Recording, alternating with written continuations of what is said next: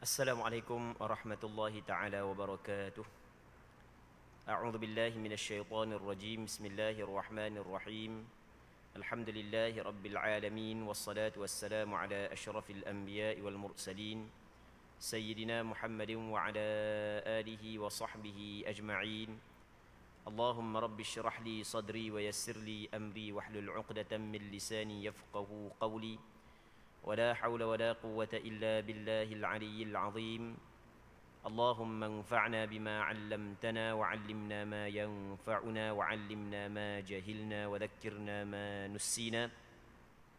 اللهم يسر ولا تعسر رب تمم بالخير. اللهم افتح علينا فتوح العارفين وفقنا توفيق الصالحين. اللهم لا سهل إلا ما جعلته سهلا وأنت تجعل الحزن إذا شئت سهلا. InsyaAllah kita sambung balik pengajian kitab Bulughul Maram yang dikarang oleh Al-Imam Al-Hafidh Ibn Hajar Al-Asqalani rahimahullahu subhanahu wa ta'ala wa nafa'ana Allahu bi'ulumihi fid daraini amin. Kita hadis yang ke-696 daripada kitab Bulughul Maram. Katanya wa an Ibn Abbas radhiyallahu anhuma qala rukhisa lish-shaykhil kabiri an yuftir wa yut'ima an kulli yawmin miskina wa la qada'a alayhi. Rawahu ad-Daraqutni wal Hakim wa sahhaha. Maksudnya daripada Ibnu Abbas radhiyallahu taala anhuma, katanya telah diberi rukhsah. Maksud rukhsah ni adalah kelonggaran. Telah diberi keringanan kepada seorang yang tua untuk berbuka. Namun harus memberi makan seorang miskin untuk setiap hari yang ditinggalkannya. Dan tidak ada qada baginya. Hadis riwayat Imam Ad-Daraqutni dan Imam Hakim An-Naisaburi. Dan kedua-dua ulama hadis ini menilai hadis ini sebagai hadis sahih. Muslimin muslimat yang dirahmati oleh Allah Subhanahu wa taala. Abdullah bin Abbas radhiyallahu taala anhuma dia menceritakan kepada kita tentang hukum berkenaan dengan orang tua. Jadi orang hak yang tua, hak yang tidak mampu untuk berpuasa, maka tidak diwajibkan kepada dia berpuasa walaupun dia adalah mukallaf. Jadi orang tua, hak yang berakal, dia mukallaf sebenarnya. Tetapi oleh kerana puasa ni, dia syarat wajib puasa, dia ada tambah mampu untuk berpuasa. Kerana puasa ni dok makan, dok minum. Bukan semua orang mampu. Maka di sana ada orang hak yang tidak mampu untuk berpuasa. Sebagai contoh, orang lelaki yang tua, yang lanjut usia, ataupun perempuan yang lanjut usia. Maka ketika tu boleh mereka berbuka, dan apa hak yang diwajibkan kepada mereka adalah memberi makan ataupun bayar fidyah setiap hari kepada orang miskin, dan tidak wajib mereka itu qada balik puasa yang ditinggalkan. Muslimin muslimat yang dirahmati oleh Allah Subhanahu wa taala. Jadi berpandukan kepada hadis ini bahawasanya orang tua hak yang tidak mampu untuk berpuasa, yang pertama tidak diwajibkan kepada dia berpuasa. Kerana antara syarat wajib berpuasa adalah mesti kena mampu berpuasa. Yang pertama. Yang keduanya, apabila dia tidak berpuasa disebabkan penyakit tua, kalau kita suruh dia qada, dia tidak mampu qada. Kerana orang tua ni semakin hari semakin tua. Dia bukan semakin hari semakin muda. Sebab kita duduk atas dunia begitu. Kita bukan duduk dalam syurga muda belaka. Muda kekal muda. Kita bukan duduk dalam syurga. Kita duduk atas dunia ni, orang yang muda akan jadi tua, orang tua akan lebih lagi tua. Jadi kalau orang tua tu tahun ni dak orok, tahun depan kau dak orok, tahun depan tu kau dak orok sebab kau lanjut usia. Jadi apabila dia saat ni tu akan datang kau dak orok, maka tidak boleh kita suruh mewajibkan kepada dia qada balik puasa tersebut. Jadi pada asalnya orang yang tinggal puasa kerana sakit diwajibkan kepada dia qada balik, itu pada asal. Sebab itulah Allah Taala kata dalam Quran, faman kana minkum maridan aw ala safarin fa'iddatum min ayyamin ukhra. Sesiapa hak yang sakit di kalangan kamu orang hak yang bermusafir, apabila dia berbuka, maka wajib dia kena berpuasa bilangan hari-hari yang lain. Dia kena qada balik puasa dia. Tinggal puasa kerana sakit, wajib kena qada balik puasa tersebut. Orang tua ni, dia sakit jugalah, sakit tua.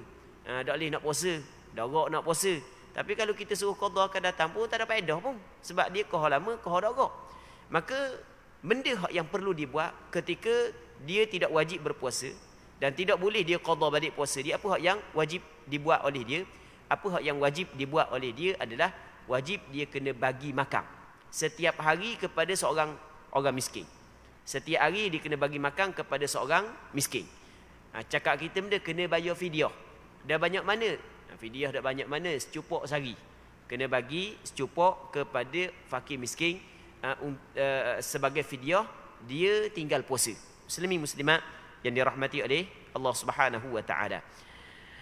Kata ulama, hukum dia sama juga orang yang ada sakit, yang mana sakit dia tu tidak diharapkan sembuh. Dia kita sakit, orang muda, bukan orang tua, orang muda. Orang muda ni dia ada sakit. Jadi bila dia sakit, dia tidak boleh berpuasa. Pada asalnya orang sakit, apabila dia tidak berpuasa, wajib dia kena qada balik. Itu pada asal. Itu jelas disebut dalam Al-Quranul Karim, fa'iddatum min ayyamin ukhar. Tapi di sana ada orang yang mempunyai penyakit yang tidak diharapkan sembuh. Kita nak suruh dia puasa, dia tak boleh nak puasa. Lepas tu kalau kita nak suruh qada akan datang pun, dia tidak boleh qada kerana benda, kerana penyakit dia tidak diharapkan sembuh.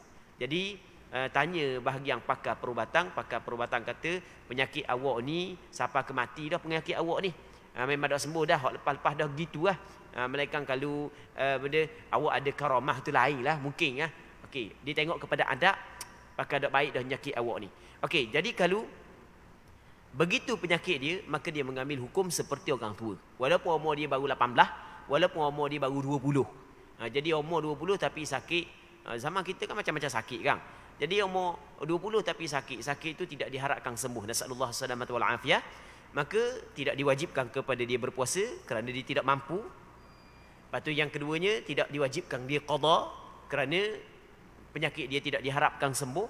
Yang ketiganya, apa yang diwajibkan kepada dia adalah bayar fidyah. Banyak mana fidyah? Sehari secupok. Bagi kepada siapa fidyah? Bagi kepada fakir miskin. Sebab tengok dalam hadis ni menyebut wa yut'ima an kulli yawmin miskina. Dia kena beri makan setiap hari kepada orang miskin.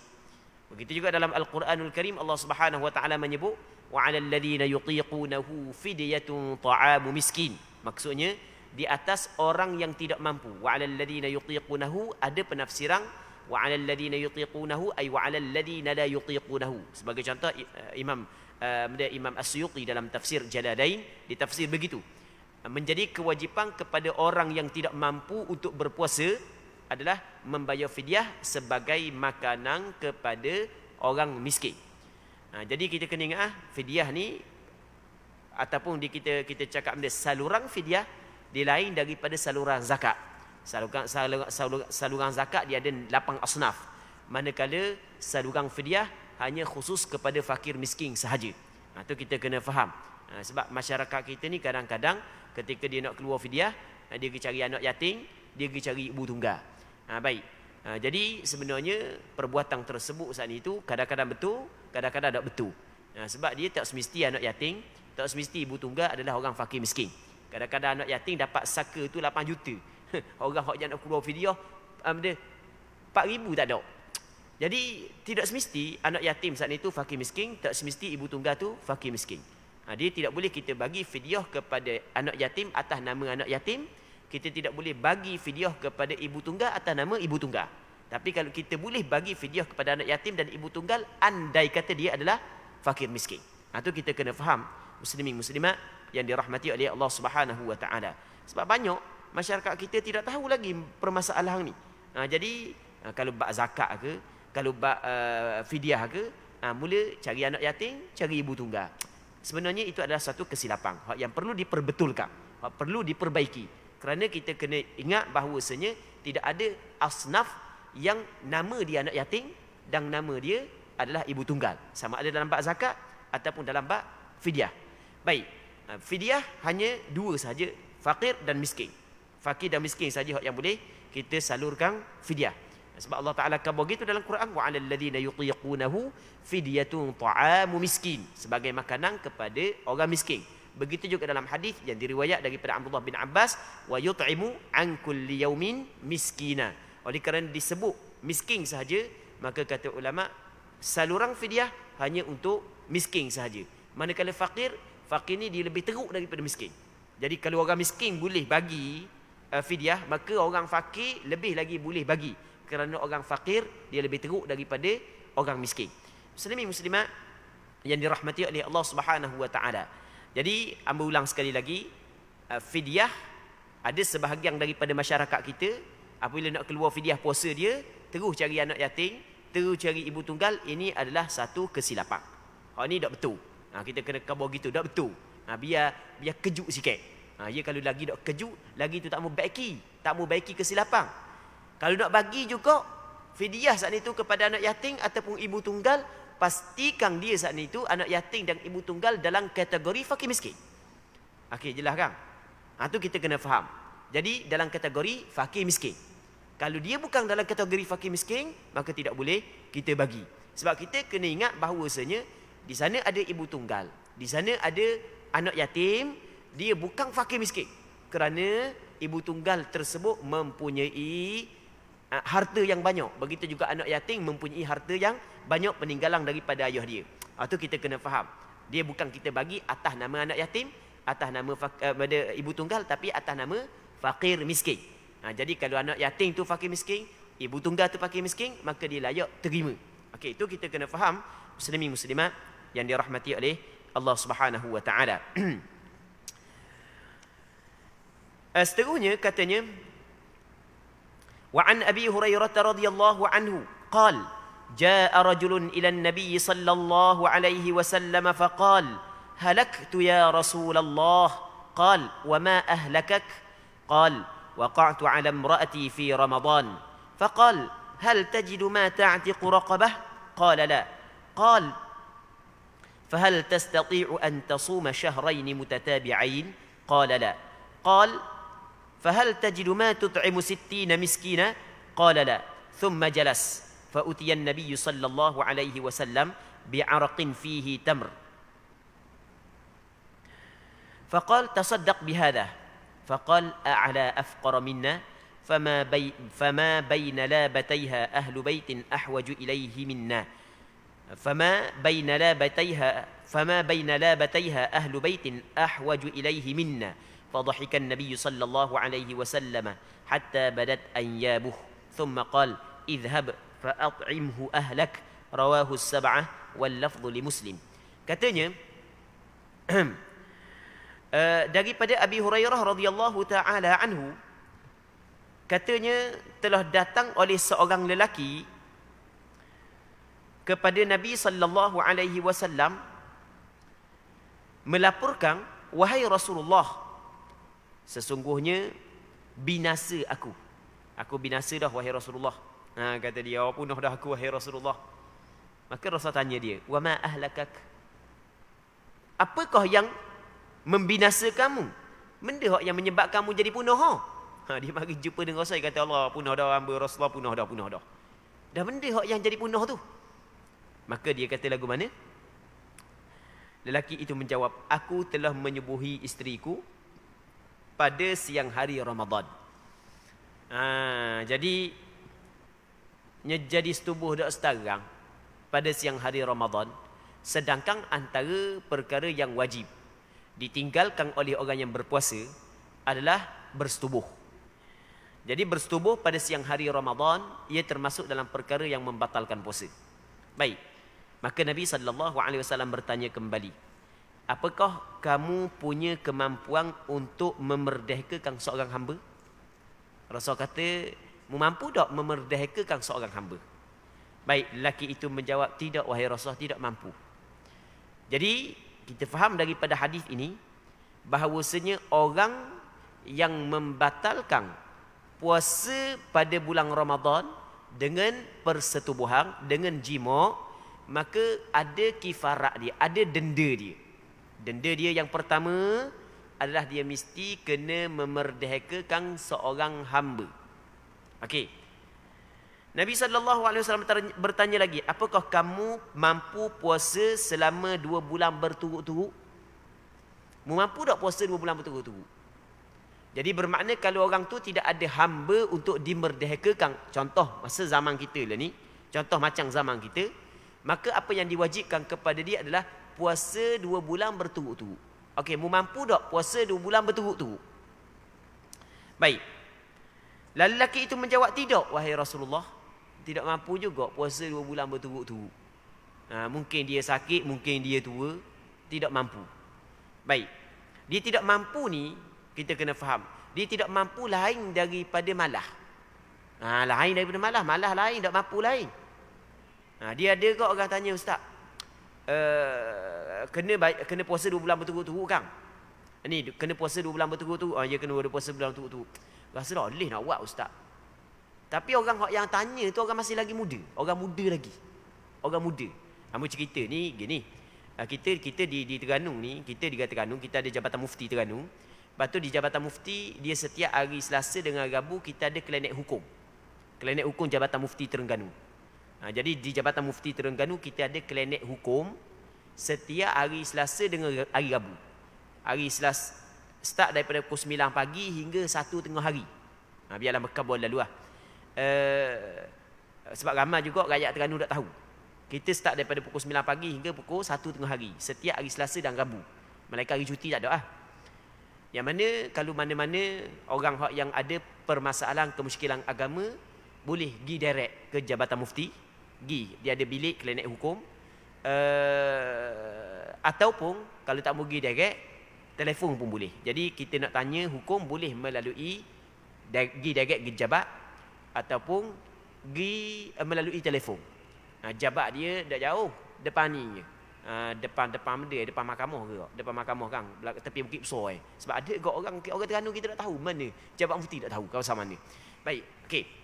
Jadi dia ada 2 hari ya, hari Selasa dengan hari Rabu. Hamba duduk pada hari Rabu. Hari Rabu hari Selasa Ustaz Talik, hamba pada hari Rabu. Start daripada pukul 9 pagi hingga pukul 1 tengah hari. Jadi kalau mana ada kemusykilan agama tu bolehlah tanya, pergi direct ke ataupun telefon. Muslimin muslimat yang dirahmati oleh Allah Subhanahu wa taala. Antara soalan yang pernah diajukan kepada hamba. Ni yang nak cerita. Antara soalan yang pernah diajukan kepada hamba, Ustaz, hamba tak mampu nak puasa 2 bulan. Tapi orang yang bertanya saat ni tu adalah orang muda. Dah puasa bulan Ramadan baru ni awak okey, mampu je. Dia kata boleh. Kalau gitu bukan tak mampu tu bukan tak mampu.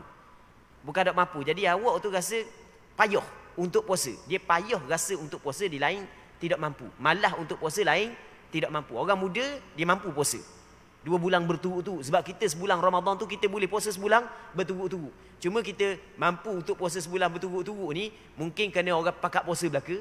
Ataupun kalau nak buka rasa malu kat orang. Tak malu Mana nak buka lagi, nak puasa lagi pasal jala kalau umur 14 tahun, umur 13 tahun dia kira. Ni umur 20 lebih, 30 lebih. Mai tak puasa lagi. Jadi kadang-kadang malu kepada orang-orang yang sekitar. Tapi sebenarnya kita mampu. Sebenarnya kita mampu sebenarnya kalau orang muda lah. Orang muda kalau nak puasa 2 bulan berturut-turut mampu. Kalau orang tua ataupun orang muda yang ada penyakit baru tidak mampu. Okey, kita kena faham tidak mampu lain daripada malah.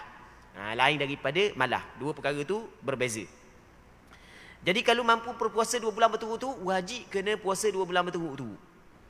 Wajib kena puasa 2 bulan berturut-turut. Dan ada pernah soalan yang diajukan kepada hamba.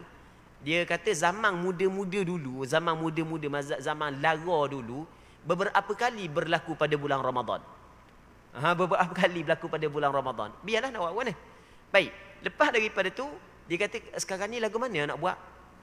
Okey, yang pertama sekali, sekarang ni kita tidak ada hamba yang boleh kita merdekakan. Maka berpindah kepada puasa 2 bulan berturut-turut. Kalau sekali berlaku 2 bulan berturut-turut. Kalau 2 kali 4 bulan.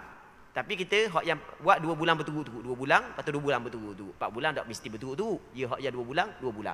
Kalau 3 kali kena 6 bulan puasa. Tapi 2 bulan berturut-turut, 2 bulan berturut-turut, 2 bulan berturut-turut. Baik. Masa tu hamba tengah-tengah lara lagi. Tak kira tengah lara ke, tak tengah lara ke. hukum tetap hukum. Okey, itu yang pertama. Tapi apabila ada keinginan dalam hati untuk perbaiki balik kesilapan kita, sebenarnya itu adalah anugerah daripada Allah Subhanahu Wa Taala. Itu sebenarnya adalah anugerah yang Allah Taala bagi kepada kita. Sebenarnya itu adalah kebaikan yang besar yang Allah Taala bagi kepada kita. Ada terdetik dalam hati untuk membaiki balik kesilapan kita. Baik. Muslimin muslimat yang dirahmati oleh Allah Subhanahu Wa Taala. Seterusnya, apakah kamu mempunyai, apabila Rasul kata dia mampu tak berpuasa 2 bulan berturut-turut, dia kata tak mampu Rasulullah. Lepas daripada tu, Rasul tanya dia pula, apakah kamu mempunyai kemampuan untuk memberi makan 60 orang miskin? Boleh tak? Mu mampu tak nak bagi makan kepada 60 orang miskin? Baik, 60 orang miskin bagi makan. Bagi makan, okay, bagi nasi ataupun bagi beras lah. Kita kata bagi beras secupuk seorang. Jadi tidak boleh bagi 60 cupuk sana itu kepada seorang fakir miskin, tak boleh, dia macam zakat. Dia kena bagi kepada 60 orang miskin. Sebab begitu disebut dalam hadis. Kena bagi makan kepada 60 orang miskin. Carilah. Tak ada kampung ni, cari kampung sebelah. Carilah. Tapi orang yang betul-betul bertaubat, orang yang betul-betul insaf, pasti dia akan berusaha untuk menghilangkan ataupun untuk membayar benda hutang dia kepada Allah Subhanahu Wa Taala. Tapi orang yang abaikan, orang pejang mata, wak dak layang, orang yang bukan betul-betul insaf. Orang yang betul-betul insaf, orang yang mempunyai mata hati, oleh kerana dia melihat hutang dengan Allah, nanti takut jumpa dengan Allah Subhanahu Wa Taala, Allah Taala tuntut hutang dia, Allah susah dia. Duk mikir susah gitu. Jadi dia akan usaha untuk buat, untuk menyelesaikan, untuk menjelaskan hutang dengan Allah Subhanahu Wa Taala. Okey, tak cukup orang kampung kita, cari orang kampung sebelah. Tak cukup orang kampung sebelah, cari orang kampung sebelah tu. Lah ni tak payah lah ni. Pergi masjid je mudah. Tanya dia Tok Imam di masjid. Okey, masjid ni berapa orang? Ataupun jumpa dengan dia JPKK ke, kampung ni berapa orang fakir miskin. Ama nak tahu nama sikit Demo nak buat benda? Adalah tu. Ada khabar demo. Adalah. Takkan nak khabar hamba 4 kali setubuh bulan Ramadan. Komang gitu. Jadi tak khabar pun tak apa. Jadi tanya. Kalau misalnya tidak mampu untuk berpuasa, tanya. Ini banyaklah cara untuk kita dapatkan fakir miskin, muslimin muslimat yang dirahmati oleh Allah Subhanahu Wa Taala. Jadi kalau tidak mampu puasa 2 bulan berturut-turut, beri makan kepada 60 orang fakir miskin. Jadi 60 orang fakir miskin kalau bagi makan secupuk seorang lebih kurang habis 100 riyal. Kalau sebab secupuk berapa riyal sangat secupuk seorang. Jadi mungkin atau 150 riyal pun tak apa. Dah banyak manalah. Lepas tu Rasul tanya, mampu tak bagi makan kepada 60 orang fakir miskin Lelaki itu kembali menjawab, tidak. Allah tak mampu juga. Jadi dia orang miskin. Okey, tak apalah. Kemudian lelaki itu diam, tak ada benda, selesai. Dah tak ada dah. Dia 3 tu. Yang pertamanya mereka seorang hamba. Yang keduanya puasa 2 bulan berturut-turut. Yang ketiganya bagi makan 60 orang miskin. Dah kalau tak mampu, nak buat mana lagi? Tergantunglah hutang sehingga mampu. Okey, mengikut mazhab Imam Syafi'i, dia tergantung hutang sehingga mampu. Tergantung hutang sehingga mampu.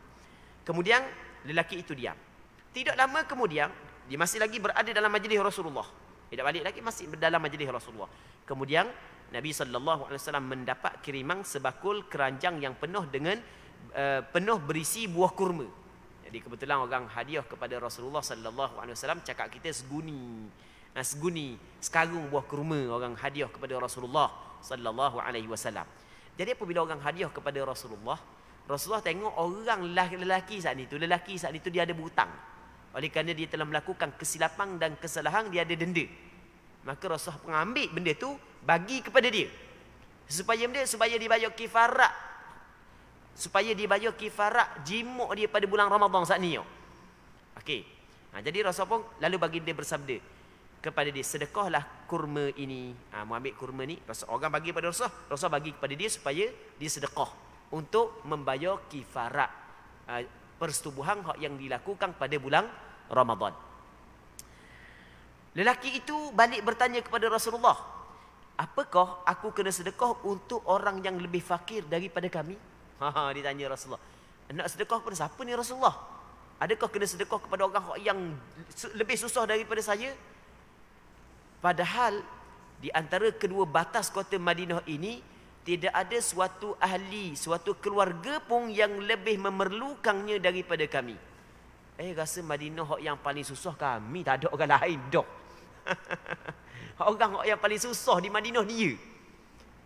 Dan yang paling susah tu buat kesalahan. Jadi Rasulullah sallallahu alaihi wasallam tertawa sehingga gigi seri baginda kelihatan. Ni gigi kan kita kalau kita suka kan, ada nampak gigi dipanggil gigi di asal anyab adalah gigi taring. Gigi yang ketika kita suka nampak gigi gerahang nampak. Siapa ke nampak gigi Rasulullah sallallahu alaihi wasallam suka ke dia. Dak usah kata Rasulullah, kita pun suka kan. Jadi Allah suka sungguh. Dia orang yang paling susah, dia yang pula melakukan kesalahan pada bulan Ramadan. Kalau kata Rasul, kalau begitu bawa pulanglah kurma ini dan beri makanlah keluargamu dengannya. Gitu buat balik buat balik rumah makan ke anak-anak dia, anak bini lah. Kalau mu yang paling susah juga. Baik. Jadi hadis ini diriwayat oleh 7 orang ulama hadis. Cuma teks hadis ni, lafaz hadis ni adalah lafaz menurut riwayat Imam Muslim. Jadi hadis ini dikeluarkan oleh Imam Bukhari dalam kitab sahihnya, dikeluarkan oleh Imam Muslim dalam kitab sahihnya, dikeluarkan oleh Imam Abu Dawud, Imam Tirmizi, Imam An-Nasa'i, Imam Ibn Majah dan Imam Ahmad bin Hanbal mengeluarkan hadis ini juga dalam kitab mereka masing-masing. Muslimin muslimat yang dirahmati oleh Allah Subhanahu wa taala.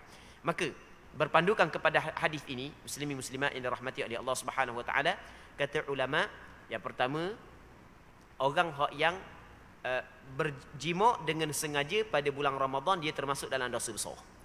Jima' dengan sengaja pada bulan Ramadan bagi orang yang diwajibkan kepada dia berpuasa.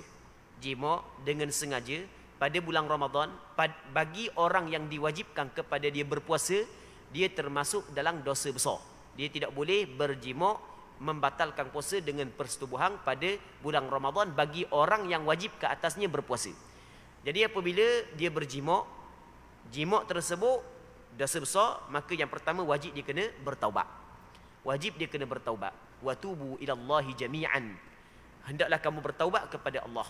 Jadi wajib kena bertaubat. Wajib dia kena menyesal di atas perbuatan dia. Jangan suka pula. Allahnya suka buat dia pergi kedai kopi. Allah kena aku hari ni. Belah-belah nak suka. Allahnya setubuh dah setarang dengan bini aku. Bini aku layang pula. Buat cerita pula kedai kopi. Tu dosa. Tu tidak dibolehkan. Mesti mung kena menyesal. Sebab kata Rasulullah sallallahu alaihi wasallam, an-nadmu taubah. Menyesal itu taubat. Dia ada juga jenis orang lagu tu. Dah lah buat dosa, dia suka pula dengan buat dosa. Allah Taala tutup kesalahan dia buat dosa, tiba-tiba dia zahirkan kepada orang ramai-ramai. Hak tu lebih lagi berdosa. Golongan tersebut payah Allah Subhanahu Wa Taala nak ampun dosa dia sebab dia pergi dedahkan dosa dia kepada orang ramai. Baik. Jadi yang pertama kena menyesal. Mesti kena menyesal. Lepas tu tekad dalam hati tidak akan mengulangi perbuatan tersebut. Dan tinggalkan. Bukan setakat menyesal, bukan setakat tekad dalam hati untuk tidak melakukan perbuatan tersebut. Jangan buat sungguh. Esok jangan buat, lusa jangan buat, puasa akan datang jangan buat. Okey, mesti dia kena bertaubat. Puasa dia batal, wajib dia kena qada balik puasa hari tersebut. Okey, wajib dia kena qada balik puasa hari tersebut. Adakah wajib dia kena bayar kafarah? Kata ulama, wajib bayar kafarah apabila cukup syarat dia. Wajib bayar kafarah apabila cukup syarat dia. Syarat dia yang pertamanya adalah dia membatalkan puasa pada bulan Ramadan dengan persetubuhan. Kalau dia membatalkan puasa dengan benda lain baru dia bersetubuh, mengikut pandangan mazhab Imam Syafi'i, tidak wajib bayar fidyah. Tidak wajib bayar fidyah pula. Tidak wajib bayar kafarah. Maksudnya dia minum air dulu ke, ataupun dia makan nasi dulu ke, baru dia bersetubuh. Maka tidak wajib bayar kafarah. Tapi kena ingat, perbuatan ni adalah dosa besar. Jangan pula kita kata gini, ada juga orang ngajar cakap apa ni? Dia cakap, jadi kalau rasa nak setubuh tu minum air dulu lah. Allah Rabbi. Hal tu ada satu kesilapan yang besar. Benda maksud minum air dulu. Maksud benda minum air dulu. Maksudnya dia telah suruh orang melakukan kemungkaran. Hal tu adalah suatu kesalahan yang besar. Tak boleh. Kita tidak boleh suruh orang melakukan kemungkaran. Apa yang diwajibkan kepada kita benda? Mencegah kemungkaran, menyuruh kepada kebaikan. Minum air dulu, maksud dia minum air dulu. Kita suruh orang melakukan kemungkaran. Membatalkan puasa dengan sengaja, bagi orang yang diwajibkan kepada dia berpuasa, ia termasuk dalam dosa besar. Allah Rabbi. Tapi molek-molek ada cakap, minum air dulu lah. Tak boleh. Minum air duluan ni. Dah minum air dulu batal puasa. Batal puasa. Dah puasa hukum dia benda. Wajib. Kan hukum Islam. Tak boleh kita membatalkan puasa. Jangan ajar benda gitu. Ajar benda gitu seolah kita suruh orang melakukan kemungkaran. Sedangkan kita ni diwajibkan kepada kita cegah kemungkaran. Man ra'a minkum munkaran falyughayyirhu biyadihi. Sesiapa yang mengetahui, ra'a dengan makna alima. Sesiapa yang mengetahui kemungkaran di kalangan kamu, maka hendaklah dia ubah dengan tangan. Fa illam yastati' fa bilisani. Kalau dia tidak mampu maka ubah dengan mulut. Fa illam yastati' fa biqalbi. Kalau tidak mampu maka ubah dengan hati. Tak boleh suruh pula. Pandai pulaknya suruh. Sedangkan hak tu kemungkaran. Tu tak kena, hak tu salah sebenarnya. Muslimin muslimat yang dirahmati oleh Allah Subhanahu wa taala. Ketika kita bincang hukum kalau dia saat ni tu minum air dulu, makan nasi dulu baru dia setubuh, maka gugur kifarat. Bukanlah maksud kita suruh dia makan air, bukan kita suruh dia minum air, bukan kita suruh dia makan nasi dulu, bukan. Kita nak cerita tentang kifarat ni, bukan kita suruh perkara tersebut. Maksudnya kalau dia minum air, dia membatalkan puasa bukan dengan persetubuhan, tapi dengan perbuatan yang lain, minum air ke makan dulu ke, maka tidak wajib dia bayar kafarah. Kerana yang wajib bayar kafarah adalah orang yang membatal puasa pada bulan Ramadan dengan bersetubuh. Kalau dia batal puasa dengan benda lain, maka tidak wajib bayar kafarah. Kita kena ingat perbincangan kita bukan boleh minum air, bukan boleh makan nasi sebelum daripada bersetubuh pada bulan Ramadan. Bukan. Kita nak cerita kalau dia membatalkan puasa dengan minum air, dengan makan nasi, bukan dengan bersetubuh, maka tidak wajib dia bayar kafarah. Muslimin muslimat yang dirahmati oleh Allah Subhanahu wa taala. Tetapi tetap dia telah melakukan dosa besar. Baik. Okey, syarat yang pertama dia membatalkan puasa dengan bersetubuh. Puasa yang dibatalkan saat itu adalah puasa pada bulan Ramadan. Manakala kalau puasa pada bukan bulan Ramadan, tak wajib bayar kafarah.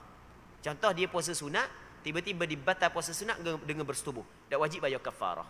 Ataupun dia puasa qada, tiba-tiba dia batal puasa qada dia dengan bersetubuh, tidak wajib dia bayar kafarah. Okey.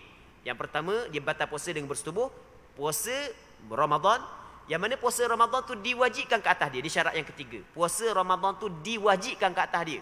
Kalau puasa Ramadan tidak diwajibkan ke atas dia, maka hal tu tidak wajib dia bayar kafarah. Sebagai contoh, muslimin muslimat yang dirahmati oleh Allah Subhanahu wa taala, orang tu bermusafir. Orang tu dia bermusafir. Orang yang bermusafir tidak wajib dia berpuasa. Tapi dia memilih untuk berpuasa. Pada asalnya tidak wajib, tapi dia memilih untuk berpuasa. Tiba-tiba dia membatalkan puasa ketika dia sedang bermusafir dengan persetubuhan. Okey, boleh faham kan? Maka tidak wajib dia bayar kafarah. Kerana benda? Kerana puasa kepada orang yang bermusafir tidak diwajibkan. Okey je lah. Berapa dah? 3. Yang keempatnya adalah dengan sengaja. Dalam keadaan dia sedar, dia sedang berpuasa. Kalau dia tak sedar dia sedang berpuasa, ingat ke bulan lain? Ingat ke bulan lain? Lepas daripada mandi wajib apa semua sekali, kita ni kan bulan Ramadan ni. Dah ingat. Okey, maka hak tu tidak wajib bayar kafarah. Sebab puasa tidak batal mengikut pandangan mazhab Imam Syafi'i. Persetubuhan tanpa sedang dia saat ni tu terlupa dia sedang berpuasa, maka ia tidak membatalkan puasa. Walaupun tiap-tiap hari sepanjang Ramadan. Sepanjang Ramadan kita buat contoh je. Lupa sama. Sepanjang Ramadan berlaku benda gitu. Baik, ia tidak membatalkan puasa dan tidak wajib dibayar kafarah. Muslimin muslimat yang dirahmati oleh Allah Subhanahu wa taala. Seterusnya kata dia, wa an Aisyah wa ummi Salamah radhiyallahu anhuma anna an-nabiy sallallahu alaihi wasallam kana yusbihu junuban min jima' thumma yaghtasilu wa yasum, muttafaqun alaih. Wa zada Muslim fi hadits ummi Salamah wa la yaqdi. Maksudnya daripada Aisyah isteri Nabi sallallahu alaihi wasallam dan Ummu Salamah juga isteri Rasulullah. Katanya dulu Nabi sallallahu alaihi wasallam pernah berpagi hari punya janabah kerana bersetubuh.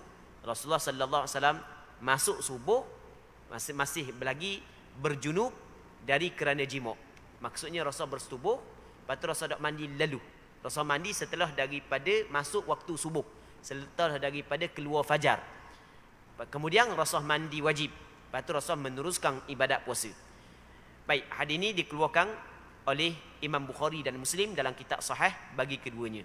Dalam riwayat Imam Muslim ada penambahan dan Rasulullah tidak qada balik puasa tersebut. Maka berpandukan kepada hadis ini, kata ulama bahawasanya orang yang berjunub pada malam puasa, esok puasa, malam ni dia berjunub, boleh dia mandi pada malam hari sebelum daripada fajar dan boleh dia mandi setelah daripada keluar fajar. Maksudnya kalau dia mandi setelah daripada keluar fajar sekalipun tetap puasa dia sah. Kerana bukanlah di antara syarat sah puasa mesti kena mandi wajib terlebih dahulu bagi orang yang berhadas besar. Jadi kalau nak mandi wajib lewat tak ada masalah. Cuma sebaik-baiknya mandi wajib sebelum daripada masuk subuh. Itu sebaik-baiknya. Tapi kalau nak mandi wajib pukul 6.30 boleh. Tapi jangan mandi pukul 8.30 pula. Subuh pukul 10.30 malam. Mandi wajib pukul 8.30 pagi. Lepas mana sembahyang subuh? Tak sembahyang subuh pula. Ni kita cerita ni masih lagi dalam waktu subuh. Jadi kita mandi wajib setelah daripada masuk dah waktu subuh, masuk dah permulaan ibadat puasa. Boleh, tak ada masalah.